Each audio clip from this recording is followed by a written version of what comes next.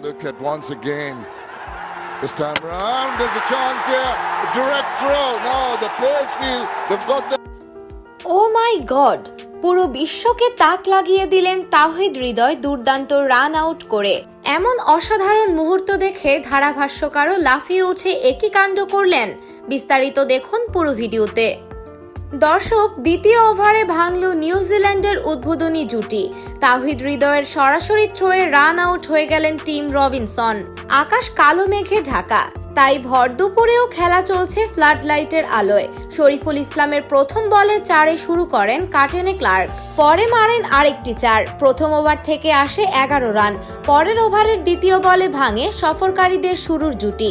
তানজিম হাসানের বল কাভারের দিকে পাঠিয়ে দ্রুত রানের জন্য ছুটেন ক্লার্ক। একটু দ্বিধা ছিল রবিনসনের, পরে তিনি দৌড় শুরু করলেও কাজ হয়নি। হৃদয়ের থ্রো স্টাম্প এলোমেলো করে দেওয়ার সময় অনেক বাইরে ছিলেন কিউই ওপেনার। এদিকে এই অসাধারণ রান আউট দেখে ধারাভাষ্যকাররাও নিজেদের সামলাতে পারেননি। উত্তেজনায় লাফিয়ে উঠে চিৎকার করে ওঠেন, এটা কি দেখলাম আমরা, অবিশ্বাস্য। মাঠে তখন উদযাপনের ঝড়, সতীর্থদের উচ্ছ্বাস আর দর্শকদের করতালিতে মুখর চারপাশ।